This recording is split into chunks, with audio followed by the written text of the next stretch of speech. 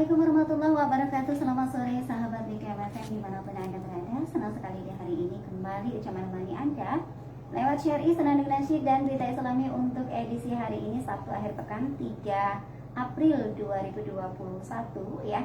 Bersama Ustaz Susilo Utomo nanti berbagi tentang kitab Nasrul Ibad karangan dari Imam An-Nawawi Al-Bantani ya, Masya Allah.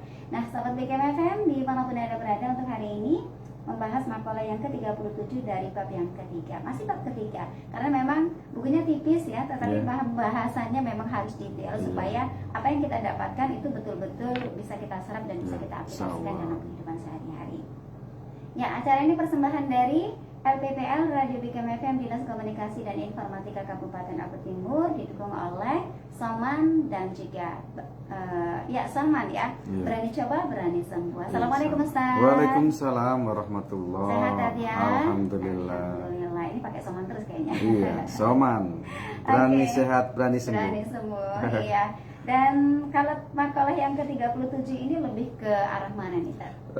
Tentang jiwa dan raga ini. Artinya ada penyakit jiwa, ada penyakit raganya. Oh gitu ya. Dan di situ juga ada penyembuhnya. Ada penyembuhnya. Masya Allah. Baik, sahabat BKMFM, kita akan bahas bersama terkait dari makalah yang ke-37 bab yang ketiga bersama Ustadz Susilo Utomo. Dan kami juga mengundang partisipasi Anda di 0735418800 untuk telepon, SMS dan WA di 081172418800. Silakan Ustaz. Terima kasih Mbak Ocha. Jazallah Sayyidana Muhammad dan anna khairang jazallah Sayyidana Muhammad dan anna ma'hu ahlu. Assalamualaikum warahmatullahi wabarakatuh. Waalaikumsalam. Alhamdulillahi rabbil alamin wa bihi nasta'in wa ala umuri dunya waddin. Wassalatu wassalamu ala nabiyil karim Mustafa alamin, amma ba'du. Qala ta'ala fil Qur'anil karim, a'udzu billahi minasyaitonir rajim. Qalu subhanaka la ilma lana illa ma 'allamtana innaka antal alimul hakim. Wa qala alaihi sholatu wassalam, man nasiya sholata alayya nasiya tariqal jannah. Wa qala aidan fi haditsin akhar, Allahumma faqihu fid din wa alimhu tawil. Kaum muslimin dan muslimat, sahabat Radio BKM pendengar dan sahabat Facebook yang insya Allah kita semua adalah orang-orang yang dirahmati Allah di sore ini, karena kita insya Allah masih punya waktu untuk mencari ilmu setitik cahaya barangkali atau seberkas sinar kebaikan insya Allah sore ini. Untuk melanjutkannya kita akan baca Al-Fatihah satu ulang agar ilmu yang kita dapatkan sore ini menjadi fisudur bukan fisutur. Dan juga kepada mu'alif hadal kitab, semoga muasalah ilmu kita kepada beliau ala hadhihi as-salihah wali mu'alif hadal kitab nafa'ana bi ulumihil Fatihah. A'udzu billahi minasyaitonir rajim. Bismillahirrahmanirrahim. Alhamdulillahirabbil alamin arrahmanir rahim maliki yaumiddin. Iyyaka na'budu wa iyyaka nasta'in ihdinas siratal mustaqim siratal ladzina an'amta 'alaihim ghairil maghdubi 'alaihim waladdallin. Baik, makalah yang ke-37 di sini an Ali karramallahu wajhah, dari Ali karramallahu wajhah. Dan Imam Ali atau Ali bin Abi Thalib ini adalah sosok yang luar biasa, yang sampai dia banyak sekali lakop yang didapatkan. Bahkan lakop itu dari Rasulullah atau dari yang lain. Bahkan Rasulullah menyebutnya sebagai Al-Murtado. Al-Murtado itu adalah orang yang sangat diridhoi. Siapa yang meridhoi? Yang meridhoi tentu Allah Subhanahu wa ta'ala. Langkah-langkahnya, bahkan sering Rasul mengatakan, kalau engkau pengen melihat Islam, lihatlah Ali. Kalau engkau pengen masuk di gudang ilmu, lihatlah Ali. Kenapa? Ali itu adalah pintunya. Orang yang menggali ilmu agama pasti akan bersinggungan dengan Ali bin Abi Thalib. Saking cerdasnya manusia satu ini. Karramallahu wajhah. Apa karramallahu wajhah? Allah memuliakan wajahnya, Allah muliakan dirinya. Annahu qol, sesungguhnya Ali karramallahu wajhah mengatakan, thalathun yazidna fil hifdzi. Ada 3 perkara yang saat 3 perkara ini bisa dilakukan oleh siapapun, maka dia akan mendapatkan kondisi hafalan yang dahsyat. Hafalannya mudah, menghafal hadis mudah, menghafal Al-Quran mudah, menghafal agama mudah. Karena memang sebenarnya konteks Islam awalnya adalah hafalan. Doa dihafal, Al-Fatihah dihafal, apalagi sholat dihafal, doa kunut dihafal, surah-surah Al-Quran dihafal, hadis dihafal. Nah, orang yang pengen hafalannya dahsyat, dia harus melakukan 3 perkara ini. Terus satu lagi, ini yang saya katakan tadi, fidhihni wa yudhibnal balgham. Dan orang yang akan melakukan 3 perkara ini, dia akan dihilangkan darinya balgham. Balgham itu dahak, Mbak. Saya penasaran kok kenapa sih kitab tauhid ini mengatakan bahwa 3 perkara ini akan bisa menghilangkan balgham. Apa korelasinya? Apa tujuannya? Apa persamaan dari yang satu dia bisa menambah EQ, menambah tingkat kecerdasan, menambah volume menghafal. Kok yang satu lagi kenapa dia berhubungan dengan badan manusia, yaitu balgham. Balgham itu dahak. Dahak itu lendir yang keluar dari tubuh kita. Apa sebenarnya kok ada kalimat seperti ini di kitab tauhid?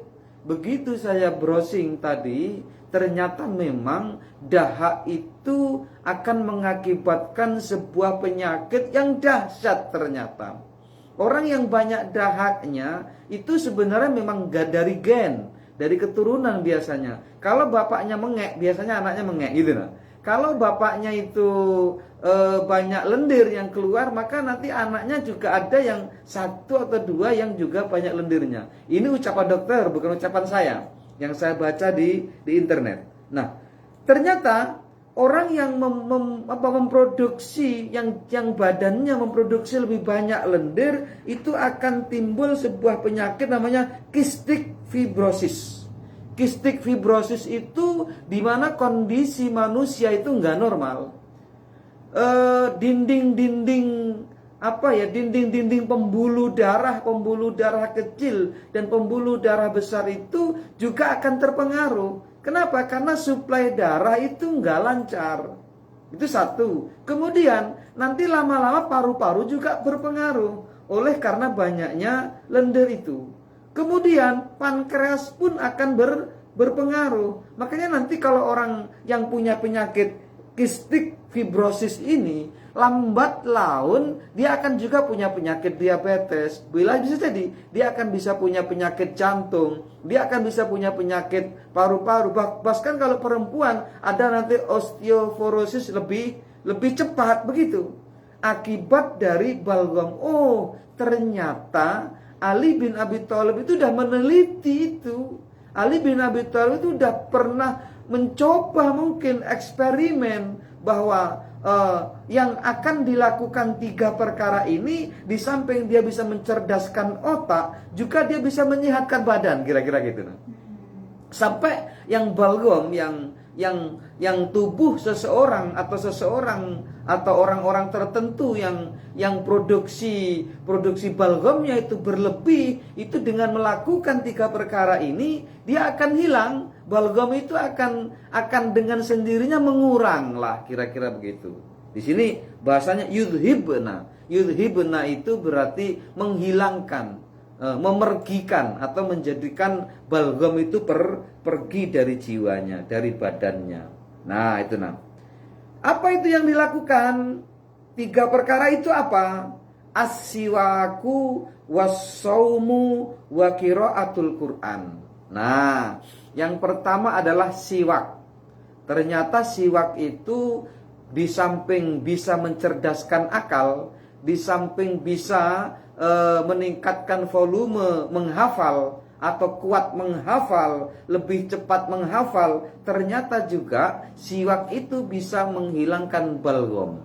Ini masuk akal. Kenapa masuk akal? Ya karena siwak langsung bersinggungan dengan mulut gitu kan, bersinggungan langsung dengan tenggorokan, bersinggungan langsung dengan sela-sela gigi, wajar dan lain sebagainya. Tetapi kok kemudian siwak ini juga ternyata enzimnya itu juga mengandung sesuatu yang bisa mencerdaskan otak. Ini juga luar biasa. Dan belum memang saya baca sebuah penelitian apapun tentang ini, tapi saya yakin apa yang dikatakan oleh Ali bin Abi Thalib ini adalah luar biasa. Bila kita bisa mendawamkannya. Siwak. Dan siwak ini bukan hanya untuk laki-laki, bukan hanya untuk perempuan, kedua-duanya bisa melakukannya. Murah kok, harganya murah. Dan caranya pun ada tata caranya.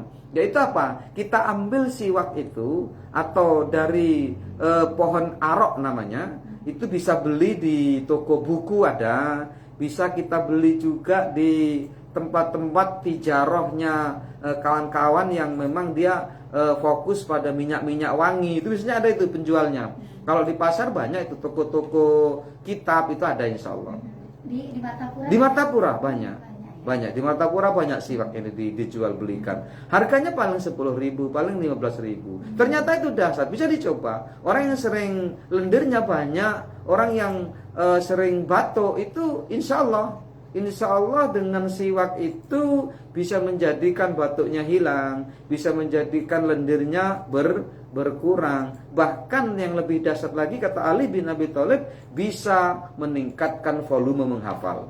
Ini yang luar biasa. Bagaimana tata caranya? Ambil siwak itu, kemudian boleh yang ujungnya dipotong-potong, bukan dipotong-potong ya, dipukul-pukul biar ada seratnya. Kayak ada seratnya itu. Nah nanti kemudian Jadi seperti kuas ya? kayak kuas gitu. Nah kemudian dimasukkan ke mulut dan kemudian dinaikkan ke atas sebelah kanan, kemudian ke bawah sebelah kanan, terus langsung memutar di atas sebelah kiri dan kemudian di bawah sebelah kiri. Jadi membuat angka 8. Itu caranya. Jadi bersiwak bukan hanya siwak-siwak aja, ada tata caranya. Kamu muslimin dan muslimat coba perhatikan apa yang saya sampaikan. Kita ambil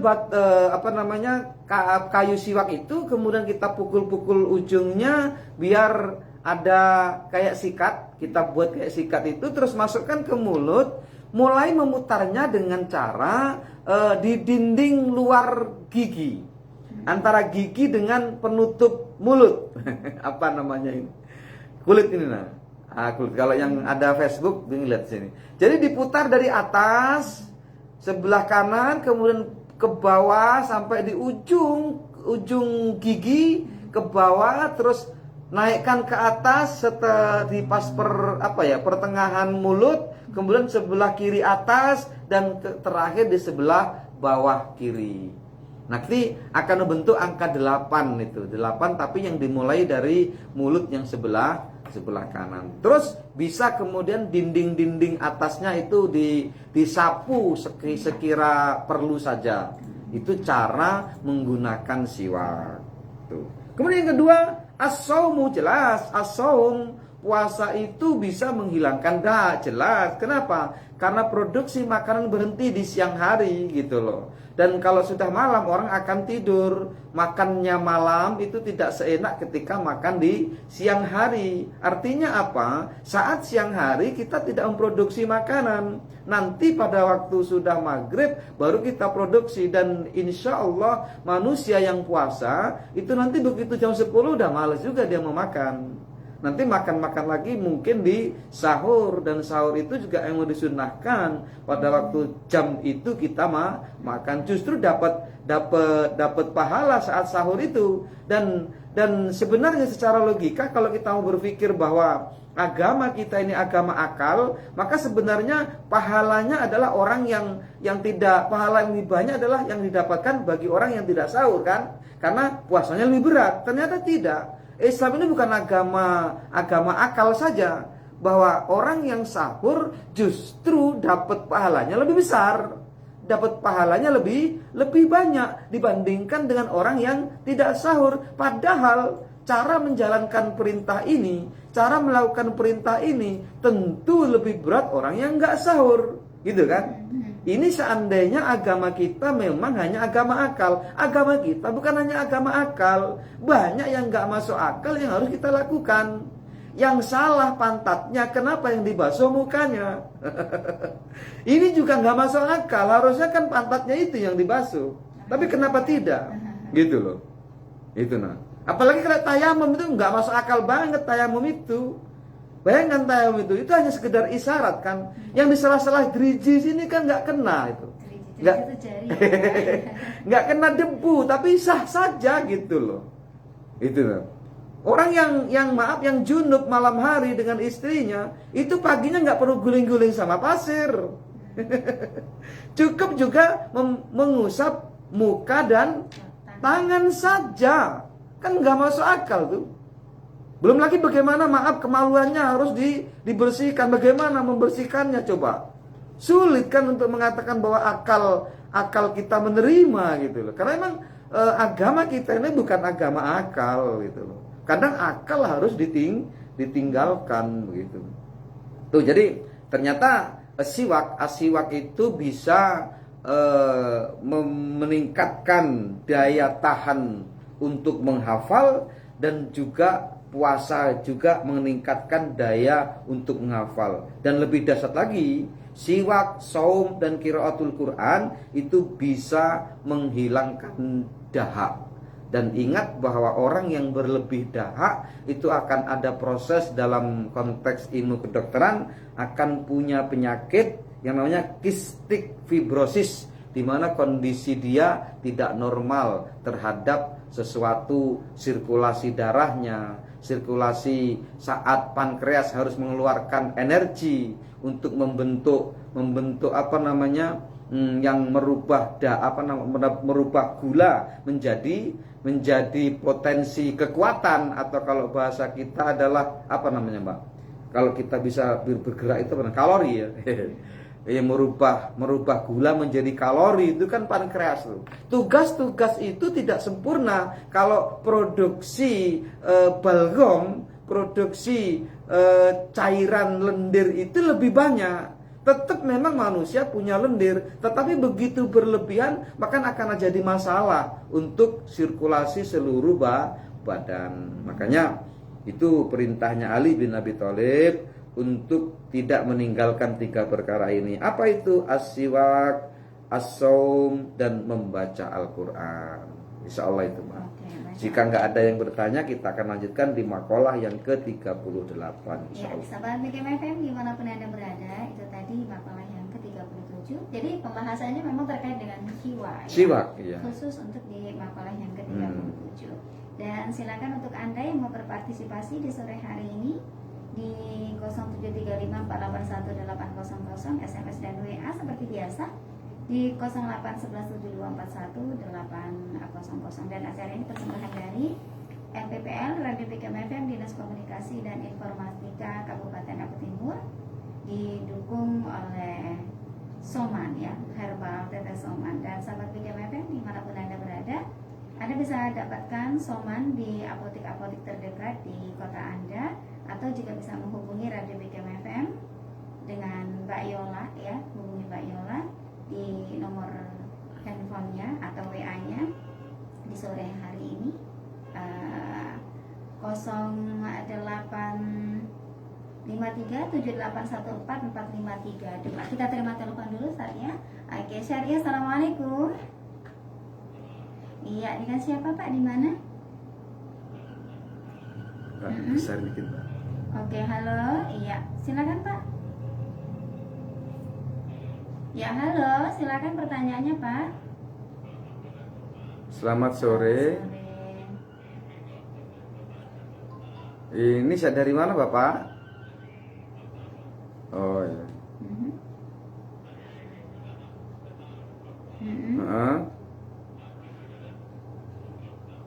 Sakit apa itu Pak? Oh iya.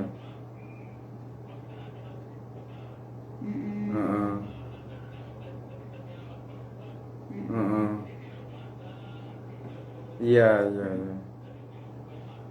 Oh iya, iya. Insya Allah nanti di akhir segmen ingatkan Ibu, ingatkan Mbak Ocha, tulis nama Bapak ini.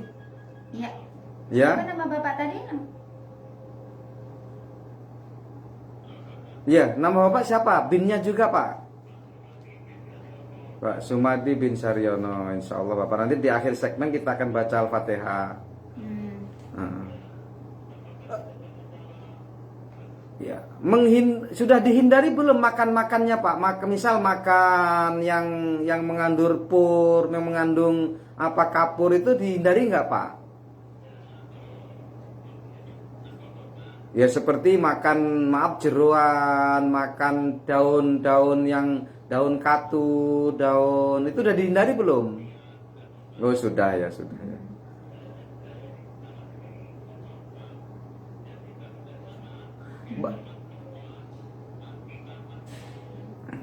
Bapak mau puasa, Bapak. Puasa Daud mau Bapak.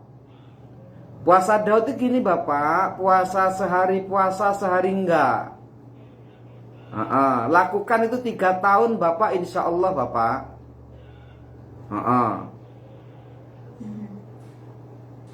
Ya sehari puasa sehari enggak dilakukan 3 tahun Pak. Nanti di usia puasa 7 bulan itu berat memang, tapi 7 bulan ke sana enak Bapak insya Allah. Puasa Daud Bapak ya. Oke ya, makasih Bapak. Ya. Waalaikumsalam warahmatullahi wabarakatuh. Nah, ini. Semoga lekas sembuh Pak ya. Jadi sebenarnya asam urat itu juga bahagian dari kebanyakan balgam boleh jadi Mbak. Atau kondisi-kondisi tertentu karena makanan kita banyak mengandung apa itu? Purin ya. Mengandung purin seperti itu.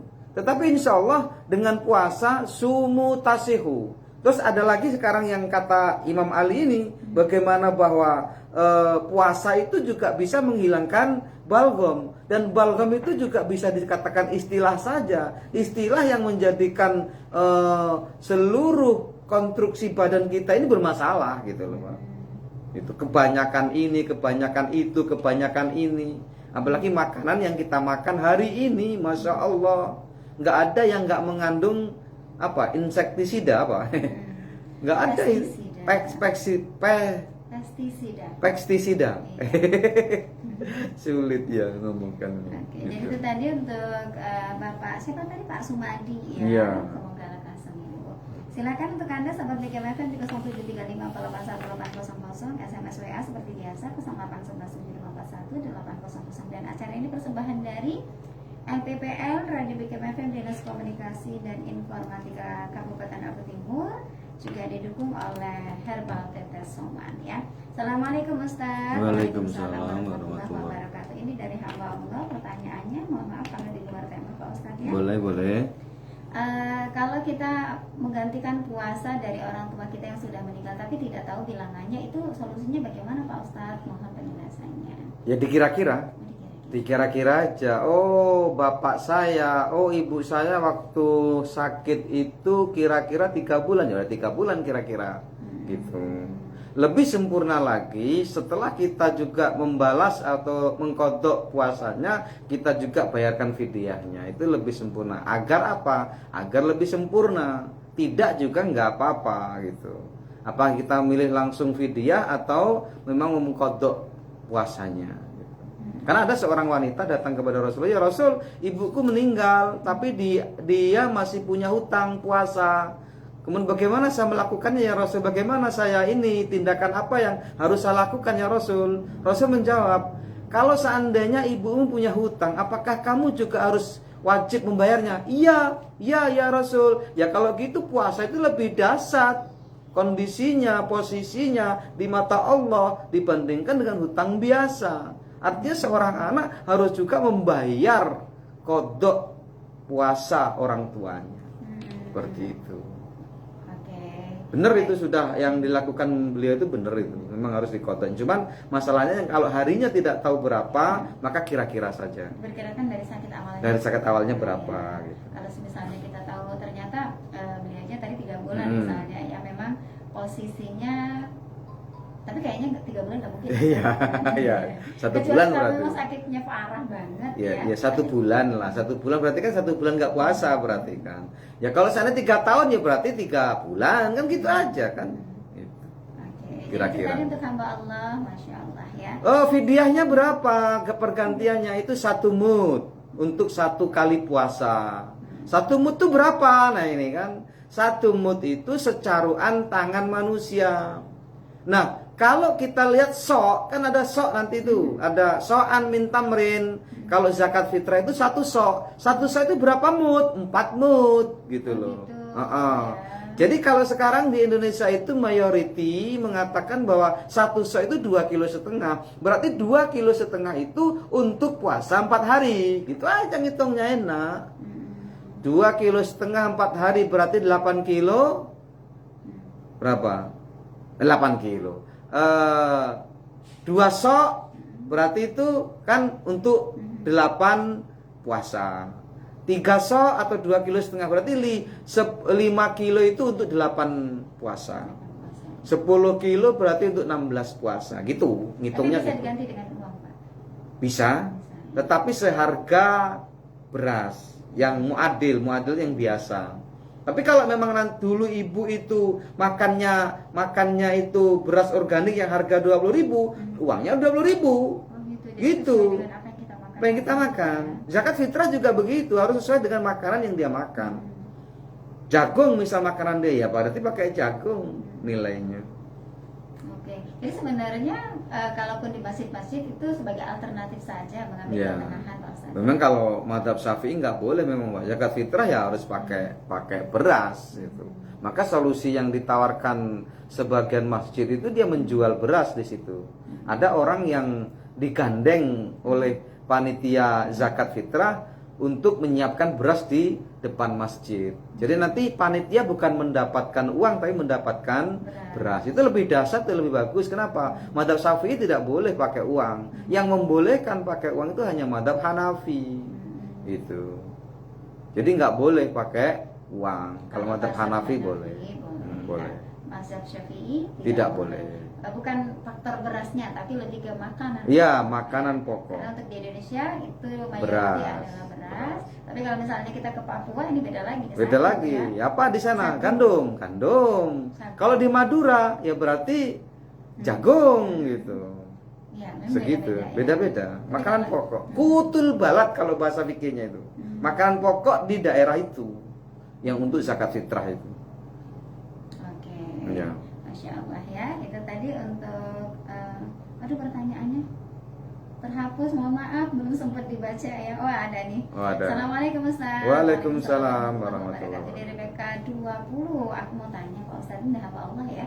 Aku punya anak perempuan 2, tapi tidak disunat. Apa hukumnya? Mohon solusinya. Pak. Kenapa nggak disunat?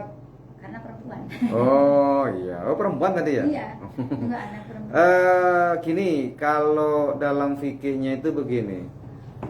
Fardun sunnah muakkad lirrajul wal karimatu lin nisa.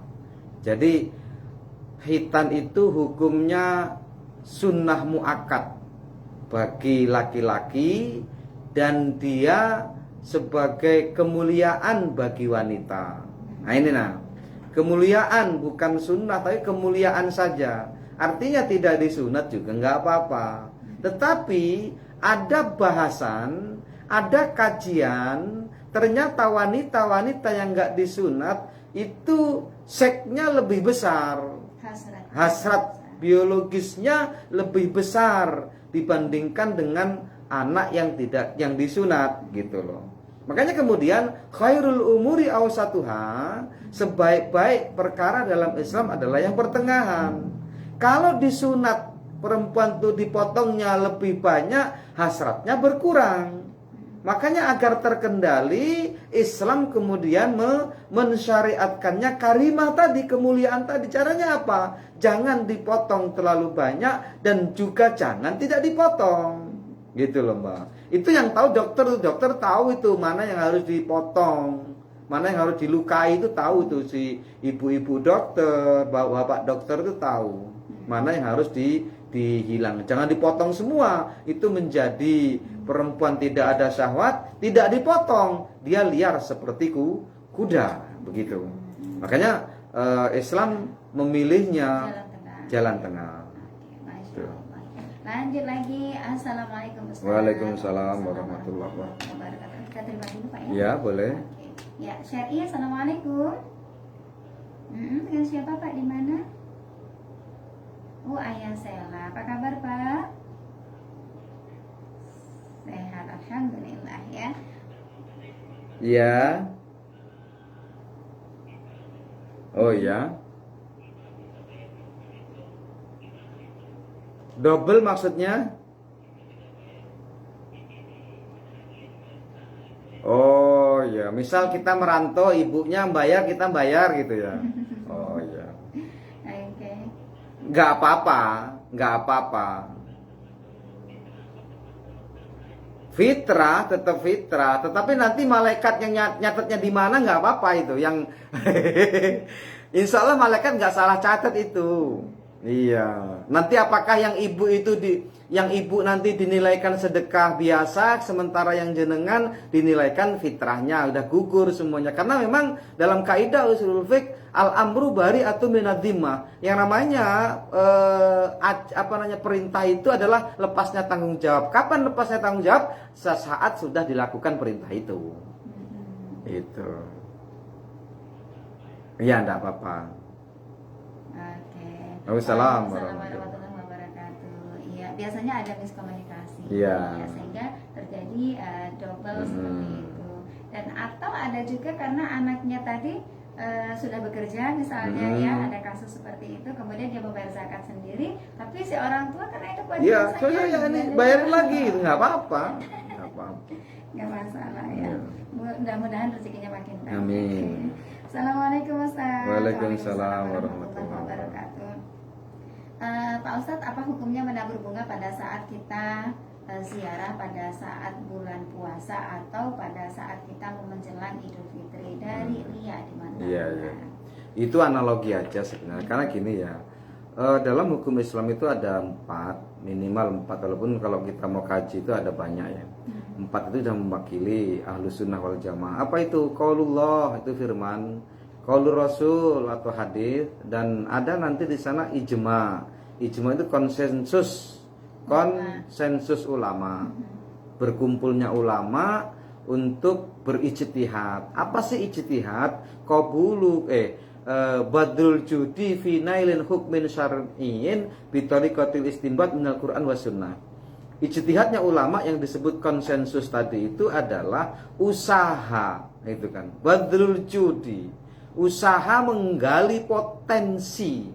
Untuk apa? Untuk menentukan hukum syariat yang diambil istinbatnya, intisarinya dari Quran dan Sunnah tetap gitu loh. Misal nanti ada dalil umum di dalam Al-Quran, itu diambil. Nanti di dalam hadis juga ada dalil umum diambil, lalu diolahlah oleh ulama dalil umum tadi itu mengerucut kepada kaidah biasanya. Gitu loh. Misal nih, apa hukumnya? Misal, kita terima dulu, oke, ya. Oke, ya. Halo Syariah, assalamualaikum. Oke, terima kasih. Nanti dilanjutkan kembali. Silakan. Apa hukumnya naik mobil? Kan nggak ada tuh. Di dalam Al-Quran nggak ada mobil. Nggak ada kan dalam Al-Quran mobil, nggak ada. Di dalam hadis nggak ada. Yang ada kendaraan kan. Nah makanya nanti ambil dalil yang umum dalam Al-Quran dan hadis, kemudian itu diolah, nanti kemudian diambil dari kaidah-kaidah usulul fiqh, maka kemudian ditentukan hukumnya gitu. Contohnya badrul judi fi nailin hukmin syar'iyyin bi tariqatil istinbat minal Qur'an was sunnah. Lalu ada kemudian hukum yang lain adalah qiyas. Nah, qiyas ini adalah analogi, menyamakan. Misal, karena di Indonesia itu nggak ada kurma dan makanan di Indonesia adalah beras, maka kemudian kurma itu dianalogikan dengan beras. Ada nanti makisun alaih, itu loh. Ada yang dikiaskan dan ada yang terkiaskan, gitu. Yang dikiaskan apa? Berasnya. Yang terkiasnya adalah kurmanya, gitu. Satu sok sama so'an min tamrin, satu sok dari kurma, gitu. Nah kemudian karena Indonesia ini makanan pokoknya beras, ya satu sok tetap. Makanya kemudian nanti ada juga kajian bahwa satu soknya Rasul itu kalau diukur sekarang itu bukan lagi 2,5 kilo, 3 kilo lebih. Karena ukuran tangannya Rasul besar. Jadi jangan, kalau fikih itu Masya Allah luar biasa kajiannya itu, luar biasa. Memang ada yang ngengkel, kita harus pakai tangannya Rasul. Loh, itu kan tangannya Rasul. bukan tangan kita. Yang zakat tuh kita. Makanya sebenarnya kalau kita mau kaji itu menurut banyak pendapat dan juga menurut saya mengikuti pendapat itu gitu ya. Bukan pendapat saya mengikuti juga pendapat yang itu. Yang bagaimana maksudnya? Yang bahwa orang sudah sah membayar zakat dengan ukuran tangannya. Misal saya pernah ukur nih, 4 mudnya saya atau 1 soknya saya itu bukan 2 kilo, 1,8 cuman. Kalau saya mungkin Lebih kecil lagi. Barangkali cuma 1,5 kilo. Itu kalau kita lihat dari ukuran fikih itu sudah sah. Itu pun saya nggak lakukan tuh. Saya masih ikut mayority di Indonesia 2,5 kilo. Gitu loh. Tadi apa pertanyaan tadi? Kok lupa tadi? Tentang menabur bunga. Bukan yang ini tadi apa yang sok tadi? Satu sok itu ini Enggak, tadi kok kita bicara tadi satu sok tadi apa tadi? kiasan. Oh. Jadi kias. Jadi kita pakai kias. Kiasnya apa menabur bunga itu? Pernah Rasul suatu saat berjalan dengan para sahabatnya, kemudian berhenti di 2 kuburan. Terus Rasul ngomong, kalau kalian bisa melihat apa yang saya lihat, kalian akan dapatkan mereka berdua ini yu'adzabani, keduanya sedang disiksa. Wa ma yu'adzabani illa likabir, dan mereka disiksa itu bukan urusan besar. Bukan urusan yang, wah dia ini pembunuh, bukan urusan, wah dia ini zina, enggak. Yang satu apa? Ahaduhuma yang yastatir indal baul, dia tidak ngubris, tidak tidak ngurusi tentang baulnya, tentang kencingnya, tidak ada sater, tidak diistinjakan, ban mobil dikencingi. Ini kebanyakan sopir, hati-hati mas sopir, nanti jenengan disiksa di kuburan kalau jenengan tidak kencing sembarangan. Itu Pak sopir nih, ada yang Pak sopir yang dengar insya Allah. Itu hati-hati itu. Lam yastatir indal baul, meremehkan urusan kencing itu. Disiksa itu. Wa ahaduhuma yamsi bin namimah. Silakan. Ya, Syariah. Assalamualaikum. Halo. Oke, Syariah. Assalamualaikum. Iya, silakan untuk Anda yang ragu ya. Langsung saja bertanya aja. Yang satu lagi kata Rasul, yang satu ini disiksa karena dia itu sering adu domba gitu loh. Dua-duanya disiksa nih, gitu kan kata Rasul. Lalu Rasul kemudian akhoda rotbatan min tamrin fa rokkohuma wa goroza ihdahuma ala korbin wahidin wa wahidin. Kalau bahasa kita gini. Kemudian Rasul mengambil pelepah kurma. Kemudian pelepah kurma yang satu tadi itu dibelahnya jadi 2, yang bagian satunya ditancapkan di dalam kubur yang satunya ditancapkan dalam kubur satunya. Asa Allah yu'adzabani qabla an yaibasa. Rasul kemudian ngomong, semoga dengan aku tancapkan pelepah kurma 2 ini, semoga dia tidak diadab lagi sampai mengering kurmanya, pelepah kurma itu. Nah, ini juga bisa dijadikan analogi kenapa kita ke kuburan itu pakai bunga seperti itu. Insya Allah sebelum bunga itu mengering, maka kita harus insya Allah diampuni segala adabnya. Makanya sering-sering kemudian ke kuburan orang tua kita. Kalau bisa setiap hari, kalau nggak bisa seminggu sekali, sebulan sekali, setahun sekali lah minimal. Kalau misalnya ditanamin bunga sekalian, beda. Itu nggak ada usaha namanya. Orang itu harus ada usaha. Contoh begini, Maryam itu sosok yang dahsyat kan gitu, di mata malaikat dahsyat, sifatnya luar biasa. Begitu dia hamil dengan tidak ada suami, kan malu tuh, sampai akhirnya melahirkan. Itu dalam kondisi melahirkan tuh nggak ada makanan, nggak ada yang nolong, sendirian. Coba tuh, malaikat yang nolong itu, bidadari yang nolong itu kan gitu dalam riwayatnya itu. Yang kemudian lahirlah Isa bin Maryam, nggak ada Isa bin siapa, nggak ada Isa bin Maryam. Isa anaknya Maryam. Saat setelah lahir itu kan Mbak? Lemes kan? Lemes banget. Tetapi Allah memerintahkan kalau kamu pengen makan, pengen sehat, kamu gerakkanlah pohon kurma itu. Bayangkan loh. Kira-kira secara logika, bisa nggak menggerakkan pohon kurma? Pohon kurma itu kayak pohon kelapa loh. Tetapi harus ada usaha manusia itu, maksud saya. Digerakkanlah pohon kurma itu dan kemudian apa? Turunlah kurma yang masih muda, yang masih mengkel, yang sudah masak, gitu loh. Begitu makan kurma langsunglah air susunya keluar. Andai Maryam ketika itu nggak mau gerakin pohon kurma, nggak akan turun pohon kurma itu, gitu loh, Mbak. Andai Rasul, padahal di samping kuburan itu ada juga pohon kurmanya kan. Tapi kenapa Rasul masih perlu untuk mengambil satu pelepah kurma? Kemudian satu pelepah kurma itu dibelah menjadi dua. Yang satu bagian untuk kuburan yang satunya, yang satu bagian untuk kuburan satunya. Sebenarnya Rasul kan bisa saja, ya Allah ampuni dia ya Rasul, ya Allah jangan sampai disiksa lagi. Itu bisa Rasul. Tapi Rasul nggak melakukannya itu. Ada usaha manusia itu, bawa bunga ke kuburan.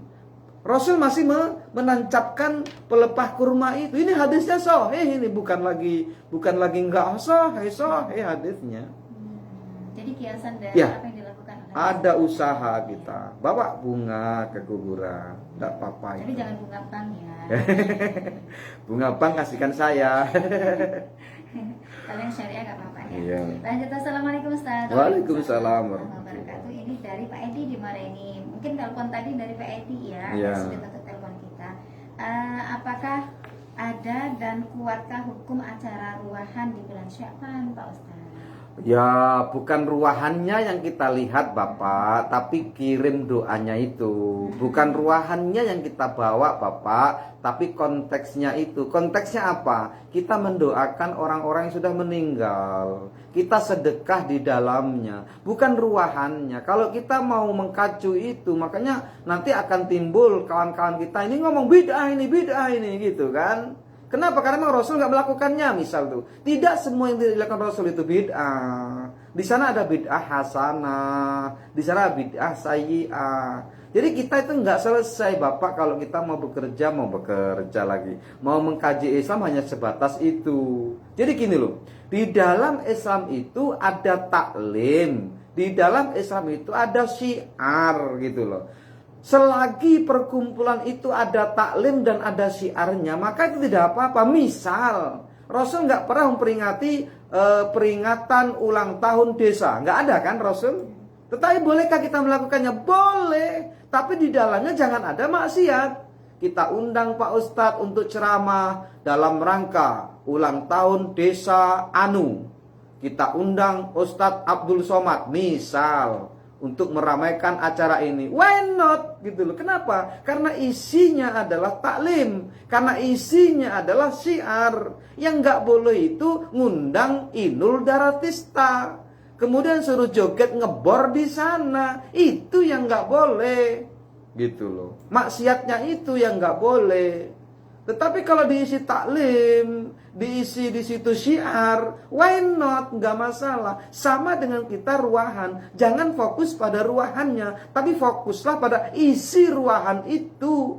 Mungkin bisa disebut ruahan, tapi kalau kemudian joget-joget untuk apa? Mungkin bisa disebut ruahan, tapi di situ mabuk-mabukan untuk apa? Nggak boleh. Tapi ruahan kan isinya di situ ada sedekah, ada doa, ada wirid, ada baca Al-Quran, ada salat tasbih, ada kirim Al-Fatihah. Siapa bilang kirim Al-Fatihah itu nggak sampai? Coba aja kirim, pasti sampai insya Allah. Nggak percaya, mati odise. Mati dulu nanti baru tahu bagaimana dahsyatnya Fatihah itu dari anak-anak kita, dari orang-orang yang terkasih di antara kita gitu. Makanya kalau dalam perasa kita itu orang itu gini Bang.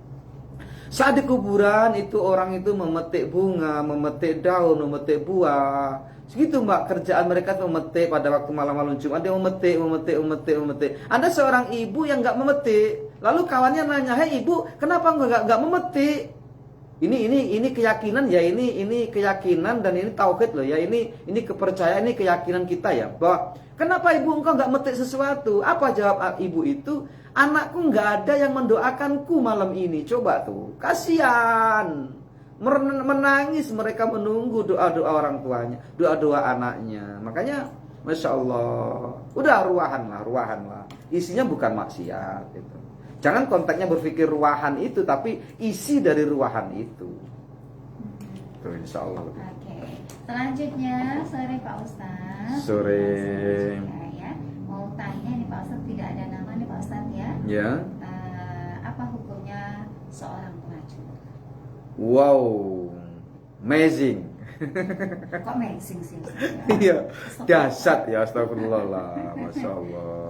Ya, hukumnya apa ya? Ya haram hukumnya, apalagi nggak ada. Jadi pelacur itu pekerjaan yang haram, walaupun mungkin dibungkus dengan bahasa PSK, pekerja seks komersial. Seakan pekerja, itu seakan pekerja itu berarti ada yang memperkerjakan, seakan legal gitu ya. Itu di agama tidak boleh, di negara juga tidak boleh sebenarnya. Tetapi kok kemudian ada yang di apa kalau bahasanya itu dilokalisasi, itu beda lagi, itu kajiannya, itu kajian negara. Tapi kalau kajian agama tetap tidak boleh. Kenapa? Karena dari satu maksiat ini akan lahir maksiat-maksiat yang lain. Nanti juga akan lahir anak-anak yang nggak punya bapak. Nanti akan ada lahir orang-orang yang nggak berkredibel tentang akhlak. Nanti akan lahir generasi yang luar biasa, akan menjadikan Indonesia ini bisa terpuruk kalau hal itu dibiarkan. Kenapa? Karena nanti di situ akan ada laki-laki yang hidung belang, sudah punya istri masih mencari, sudah punya anak masih seperti itu tindakannya. Nanti akan ada balance, nanti akan ada tidak ada kebalansan dalam hidup. Tidak ada balance lagi. Kenapa tidak ada balance?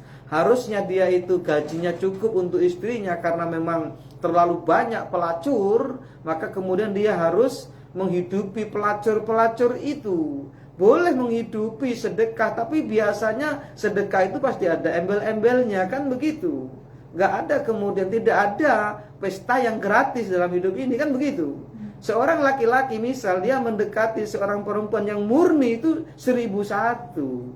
Kalau dia pengen sesuatu, kalau dia pengen memberi sesuatu, itu pasti nanti ada efek dari itu. Ada tujuan yang tersembunyi di balik pemberiannya itu. Makanya hati-hati ibu-ibu yang punya anak, yang ini masya Allah sekarang ini.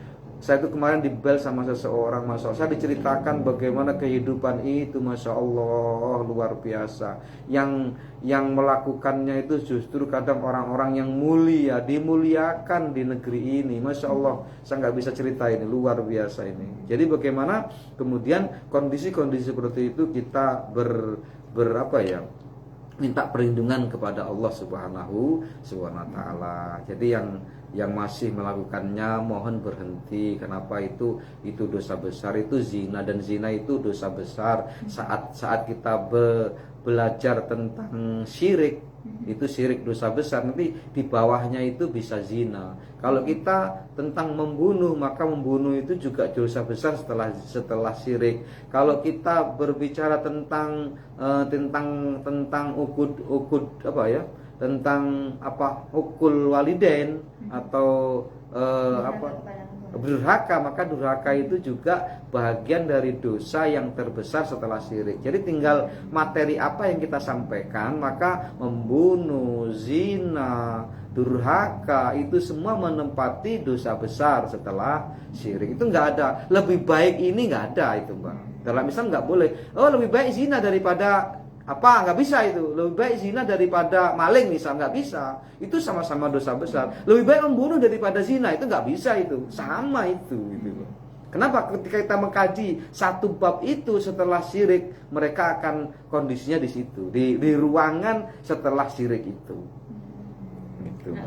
Naudzubillah min dzalik. Mudah-mudahan saudara-saudara kita yang mungkin terjerumus dari hal itu semua, terlepas dari apapun kondisi keluarga saat itu, mungkin nggak boleh, nggak ada alasan apapun, nggak ada. Maka mudah-mudahan diberikan hidayah. Nggak ada alasan untuk melacurkan diri untuk ekonomi, itu nggak ada alasan, tidak boleh alasan, nggak ada.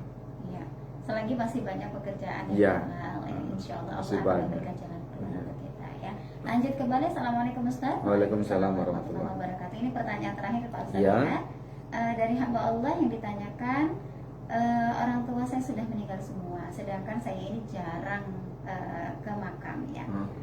Tapi setiap habis sholat saya itu kirim Al-Fatihah. Kira-kira sampai atau tidak? Sampai, tapi alangkah baiknya kalau kita bisa juga berdiri duduk di makam orang tua. Kenapa? Karena itu dahsyat. Rasul Muhammad SAW di banyak keterangan bahkan sampai disebut ini hadis mutawatir. Kenapa? Karena Rasul malam hari itu pas itu waktunya di tempat Aisyah. Aisyah itu bangun malam kok tangannya itu meraih-raih, kok nggak ada Rasul. Kemana Rasul? Dia curiga, dia ini Rasul apa rival saya gitu kan. Cemburu ya. Cemburu lah. Aisyah itu kan cemburu banget itu. Ini kemana ini? Keluar betul, Aisyah itu keluar mencari Rasulullah. Ternyata Rasul sedang di kuburan Baqi. Dan Rasul berdoa di sana. Kenapa kok seperti itu? Padahal kita tahu Rasul itu doanya manjur. Gak ada doa yang tertolak oleh Allah dari Rasulullah. Orang mungkin harus logikanya nggak usah ke kuburan kan. Rasul itu cukup berdoa di rumah. Tapi Rasul tidak cukup dengan itu. Rasul masih ke kuburan Baqi untuk mendoakan suhada ketika itu. Ini luar biasanya. Artinya apa? Jenengan silakan baca doa di rumah. Tetapi kalau kuburannya itu nggak jauh dan nggak membutuhkan biaya yang banyak, itu kalau bisa setiap hari jenengan ke kuburan orang tuanya. Kalau nggak bisa seminggu sekali, nggak bisa sebulan sekali, nggak bisa setahun sekali nggak bisa, kebangetan kamu sebagai seorang anak. Kenapa? Karena dahsyat luar biasa. Mereka itu sepertinya hidup, bukan mati. Ini kalau ada waktu mau kan saya bacakan nih. Ada kitab Hujjah Ahli Sunnah wal Jamaah yang ditulis oleh Kiai Haji Ali Maksum. Ini kalau kita baca dahsyat banget ini. Dan ini memang selalu saya bawa kitab ini kalau ada pertanyaan seperti itu. Tapi ini karena waktunya tidak cukup. Tapi yakinlah Bapak, silakan banyak-banyak ke kuburan orang tua untuk mendoakan mereka. Bahkan Rasul waktu Fathu Makkah itu kan sahabat-sahabat yang lain pulang ke rumahnya masing-masing. Kenapa? Umar pulang ke rumahnya, Abu Bakar pulang ke rumahnya, Utsman pulang ke rumahnya. Karena mereka masih punya rumah gitu loh. Rasul itu nggak pulang ke rumahnya, kemana? Ke kuburannya Khadijah, coba. Ke kuburannya Khadijah dan buat semacam buat kayak kalau sekarang mungkin buat tenda lah. Buat tenda. Berapa hari Rasul di situ? 3 hari 3 malam. Bayangkan tuh. Makanya kalau sekarang ada pemahaman bahwa ini Masya Allah, dia belum selesai membaca kitabnya insya Allah. Baik, ini saja mungkin Pak. Dan tadi Bapak siapa tadi? Pak Sumadi. Pak Sumaji. Sarjono ya. Sarjono. Jadi Saryono, bapak-bapak, ibu-ibu, pendengar Radio BKM dimanapun Anda berada, dan juga sahabat Facebook yang masih mantengin di channel ini, insya Allah kita akan baca Al-Fatihah terakhir di ujung ini. Dan ini memang diperuntukkan kawan-kawan yang pengen minta doa di acara ini, kita akan aplikasi insya Allah. Dan juga seluruh pendengar dan juga seluruh sahabat di Facebook yang mungkin berpenyakitan atau punya penyakit yang belum sembuh, atau mungkin punya masalah yang belum selesai, terasa berat di dada, semoga kita baca Al-Fatihah sekali ini akan bisa meringankan dan insya Allah akan menghilangkan seluruh penyakit yang ada dan juga masalah yang ada. Ala hadhini as-salihah wa kadzalika ila hadratiri Bapak Sumadi bin Saryono. Al-Fatihah. A'udzubillahi minasyaitonirrajim. Bismillahirrahmanirrahim. Alhamdulillahirabbil alamin arrahmanirrahim maliki yaumiddin. Iyyaka na'budu wa iyyaka nasta'in ihdinas siratal mustaqim siratal ladzina an'amta 'alaihim ghairil maghdubi 'alaihim waladdallin. Innamal likulli jurhin bur'un walabur alima jarah lisan. Kalau pedang lakutu masih darah sembuh. Kalau lisan lukai hati kemana pada dicari. Walaika fi yamil qadim insyaallah. In uridu illa islah mastata'tu wallahu muwaffiq ila aqwamit thoriq. Wassalamualaikum warahmatullahi wabarakatuh. Waalaikumsalam warahmatullahi wabarakatuh. Terima kasih Ustaz. Dan terima kasih juga untuk Anda sahabat BKM FM yang sudah berpartisipasi di sore hari ini. Insyaallah di Sabtu yang akan datang kita masih hadirkan ya Ustaz Susilo Utomo untuk membahas kitab Nasoin Ibad. Dan di Ramadan mungkin ada perbedaan acara kita ya, insyaallah. Mudah-mudahan kita berjumpa dengan Ramadan Ustaz, insyaallah. Karena balik na Ramadan. Iya. Baik sahabat BKM FM dimanapun Anda berada, Syari Senandung Nasib dan Berita Islami persembahan dari LPPL Radio PKW FM Dinas Komunikasi dan Informatika Kabupaten Aceh Timur, didukung oleh Herbal Tetes Soman. Berani coba, berani sembuh. Dan kita tutup dengan wassalamualaikum warahmatullahi wabarakatuh. Waalaikumsalam.